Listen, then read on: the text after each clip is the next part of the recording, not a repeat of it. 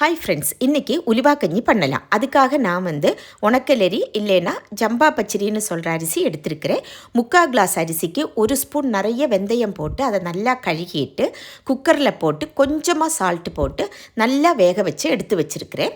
ஒரு முறி தேங்காயில் 1ஆம் பாலும் 2ஆம் பாலும் எடுத்து வச்சுருக்கிறேன். இந்த மிக்ஸு வேகி வச்ச மிக்ஸை பாத்திரத்தில் போட்டுட்டு இந்த 2ஆம் பால் ஊற்றி நல்லா திளைச்ச உடனே 1ஆம் பால் ஊற்றி ஒன்று பதஞ்ச உடனே ஸ்டவ்வை ஆஃப் பண்ணிட்டோன்னா உலிவா கஞ்சி ரெடி ஆயிரும். இதை வெல்லத்து கூட வச்சு சாப்பிட்டா சூப்பராக இருக்கும்.